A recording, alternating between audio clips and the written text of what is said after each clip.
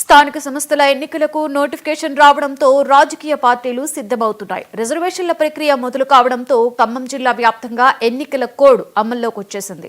ఖమ్మం జిల్లాలోని 20 మండలాలలో 2 దఫాలుగా ఎంపీటీసీ, జెడ్పీటీసీ ఎన్నికలు జరుగుతాయి.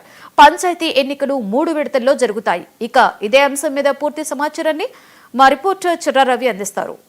స్థానిక సంస్థలకి ఎన్నికల నోటిఫికేషన్ విడుదల చేయడంతో తెలంగాణలో ఉన్నటువంటి అనేక ప్రాంతాల్లో ఉన్నటువంటి ప్రధానంగా రాజకీయ పార్టీలు ఒక్కసారిగా ఎన్నికల వేడి రాజుకుంది. ఇప్పటికే తెలంగాణలో ప్రధానంగా ఖమ్మం ఉమ్మడి జిల్లాలో ఉన్నటువంటి దాదాపు ఖమ్మం జిల్లాలో ఉన్నటువంటి 20 జెడ్పీటీసీలు, 571 ఎంపీటీసీ స్థానాలకు ఎన్నికలు నిర్వహిస్తున్నారు. అయితే దీనికి ఏర్పాట్లకు సంబంధించినటువంటి ఇప్పటికే కలెక్టర్ అధికారులకు సంబంధించినటువంటి ఓటర్ జాబితా కానీ అట్లాగే పోలింగ్ కేంద్రాలు గుర్తించడం కానీ దాదాపు వీటి ఎన్నికలకి సర్వం సిద్ధం చేసినటువంటి పరిస్థితి అధికారులు నెలకొన్నది.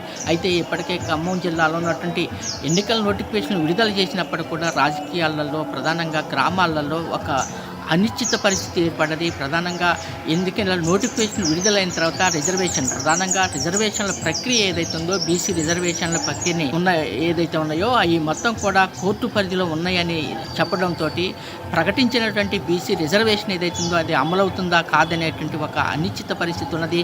ప్రధానంగా కొన్ని గ్రామాల్లో అయితే ఇప్పటికే రిజర్వేషన్ల అంటే జిల్లా వ్యాప్తంగా రాష్ట్ర వ్యాప్తంగా రిజర్వేషన్లు ప్రకటించడం జరిగింది. ఈ రిజర్వేషన్ల ప్రక్రియ సంబంధించినటువంటి కోర్టులో ఏదైతే పెండింగ్లో ఉన్నటువంటి అంశం 8వ తారీఖు ఏదైతే ఉన్నదో అది తీర్పు వెలువడిన నేపథ్యంలో ఇప్పటికే సర్వతా ఆసక్తి నెలకొన్నది. అనేక గ్రామాలలో ఉత్కంఠంగా ఏదైతే హైకోర్టు తీర్పు ఏదైతే ఉందో అది ఎలా ఉండబోతుంది అనేటువంటిది ఆసక్తిగా నెలకొంది. అయితే ఇప్పటికే గ్రామాల్లో అయితే ఒకవైపు ఆర్థికంగా అంటే ప్రధానంగా పోటీ చేసే అభ్యర్థులు ఎవరైతే ఉన్నారో ప్రధాన రాజకీయ పార్టీలు అభ్యర్థులను నిలబెట్టడం కోసం మొత్తం కూడా సర్వం సిద్ధం చేస్తున్నారు. అయితే కసరత్తుకు సంబంధించినటువంటి పార్టీ అభ్యర్థుల కసరత్తు ఏదైతే ఉందో ప్రధానంగా ఎంపీటీసీలు, జెడ్పీటీసీలకు సంబంధించినటువంటి మొదటి విడతగా జరుగుతుందని, ఆ తర్వాత గ్రామ పంచాయతీ ఎన్నికలకు సంబంధించినటువంటి 2 విడతలుగా దాదాపు 3 విడతలుగా సంబంధించినటువంటి ఏదైతే ఎన్నికల నిర్వహణ జరుగుతుందని చెప్పేసి ఎన్నికల కమిషన్ ప్రకటించిన నేపథ్యంలో ఇప్పటికే ఏదైతే గ్రామాలలో అభ్యర్థులకు సంబంధించినటువంటి జెడ్పీటీసీ అట్లాగే ఈ ఎంపీటీసీల అభ్యర్థులకు సంబంధించినటువంటి పేర్లు సంబంధించినటువంటి పోటీ చేసే అభ్యర్థులు ఎవరు ఏ పార్టీ నుంచి పోటీ చేయాలనేటువంటి దాంట్లో ప్రధానంగా రాజకీయ పార్టీలు మల్లాగుల్లాలు పడుతున్నాయి. అట్లాగే ఇప్పటికే గ్రామాలలో ప్రధానంగా రాజకీయ వాతావరణం ఒకవైపు అనిశ్చితగా ఉన్న పరిస్థితి ఉంది, అంత జోషుగా లేని పరిస్థితి. ఎందుకంటే 8వ తారీఖు తీర్పు ఎలా ఉండబోతుంది అనే దాని మీద ఒక ఆసక్తిగా ఉన్నటువంటిది ఉంది. లేదు ఈ వాయిదా పడతాయి అనేటువంటిది కూడా చాలా చోట్ల ఒక రకంగా చర్చ జరుగుతున్న సందర్భం అయితే నెలకొనుంది.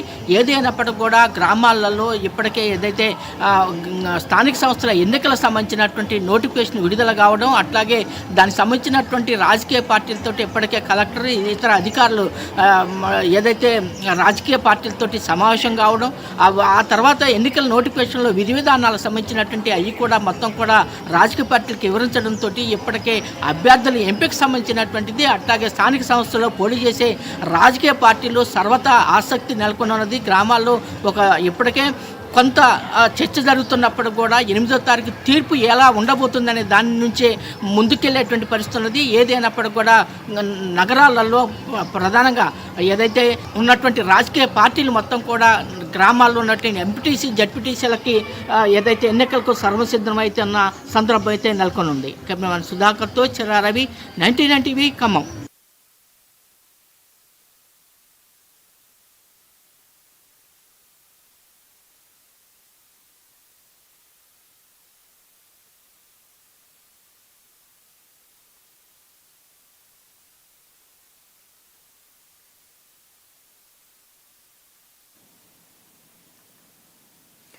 గుంటూరు జిల్లా కొల్లిపర మండలం దావు